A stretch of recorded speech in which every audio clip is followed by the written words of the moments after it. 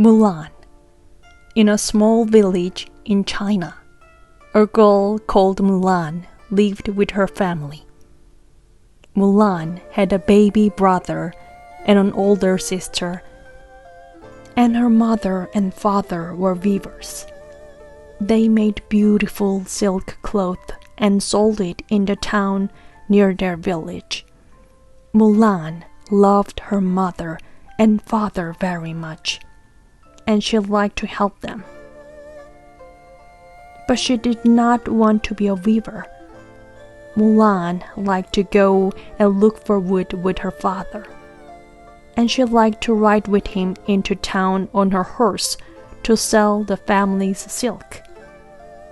Mulan's father was old, and he had a bad leg.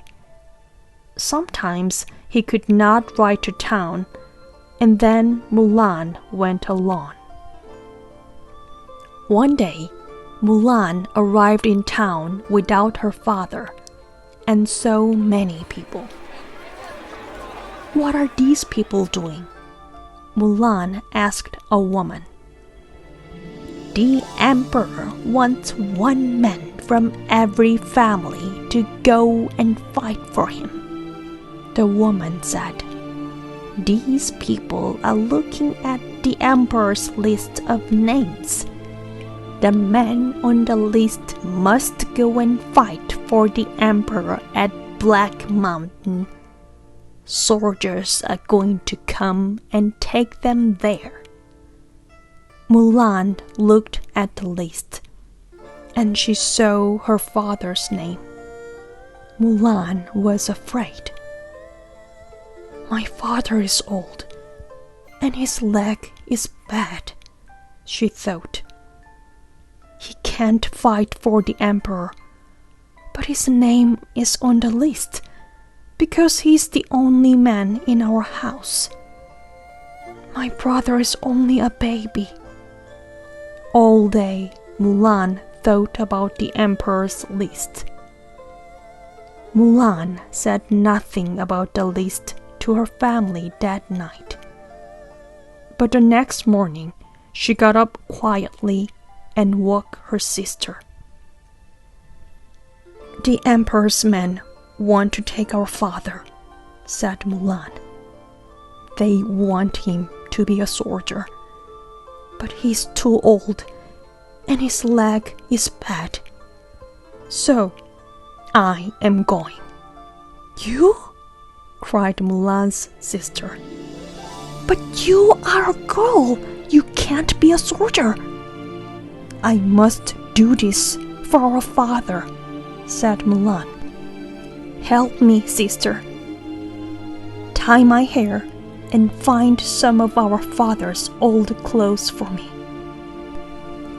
So Mulan's sister tied her hair and brought her some old clothes. Mulan put her things in a bag and said goodbye.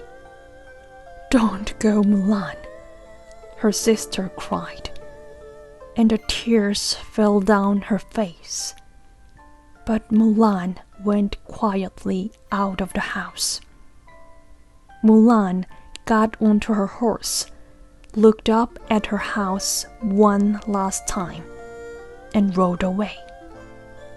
All that day, Mulan rode and rode. That night, she arrived at the Yellow River, and there she slept. The next day, she rode into the mountains. That evening, she arrived at Black Mountain and saw the emperor's soldiers. One of them came to see her. "I am the son of Huahu," Mulan said. "I am here to fight for the emperor." "My name is Wenwei," said the soldier. "Go and sleep. Tomorrow we are going to ride over the mountains. We have to fight a big battle." The next morning, Mulan woke early. She rode with the soldiers over the mountains, and at last they saw the enemy. I'm not a soldier, Mulan thought, and she was afraid. But then she thought of her father and mother, her sister and her baby brother, and she felt brave. Mulan rode fast down the mountain, and she fought with the enemy soldiers. Mulan fought and fought, and at last the emperor's men won the battle. You are a good soldier, Wen Wei said to her that night. You fight well and you ride well. After that, Mulan fought in many battles. She was always brave and fought well, and soon all the emperor's men knew about her. That boy, Huahu's son, is a good soldier, they said. Nothing can hurt him or his horse. Wen Wei always rode next to Mulan. Many times he was hurt or fell off his horse, and she helped him. And many times he helped her too. You are a good friend to me, Wen Wei often said to her. A very good friend.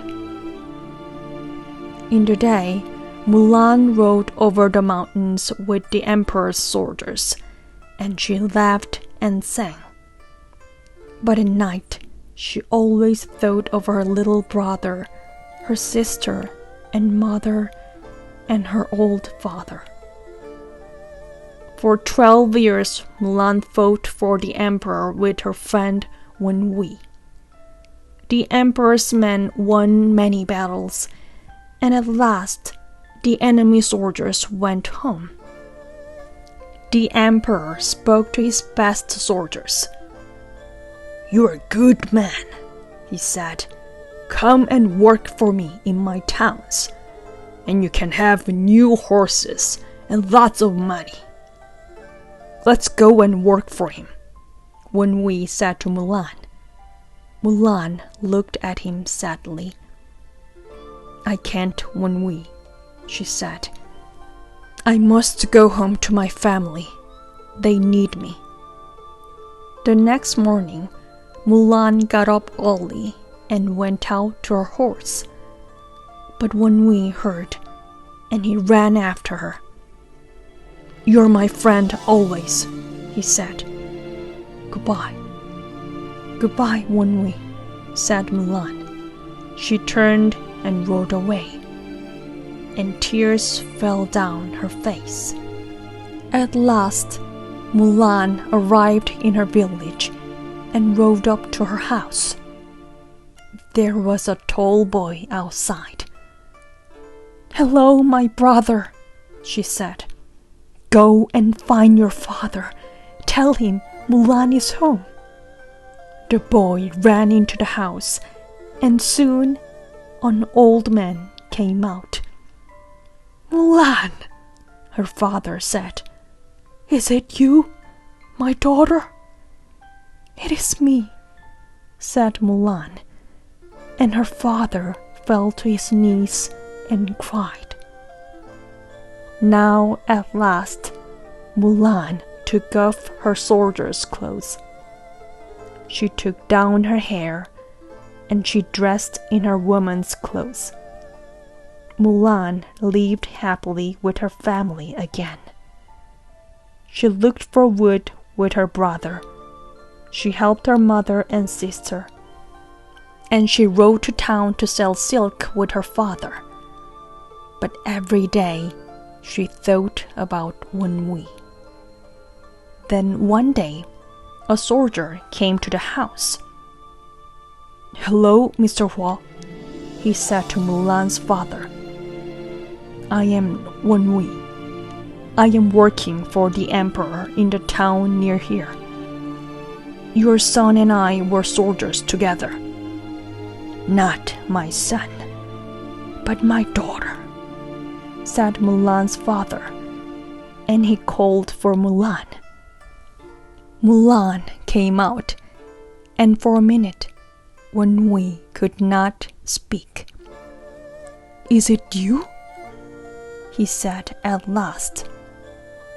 "You are a woman?" Mulan told Wenwu everything, and he looked at her. "You are brave and good and beautiful," he said. "And you are my friend, always." After that, Wenwu often came to the house. Mulan's family loved him, and Mulan did too. One beautiful summer day, Mulan and Wenwu got married. They were husband and wife now. Mulan worked for her family, and Wenwu worked for the emperor. She helped him, and he helped her. And they were friends, always.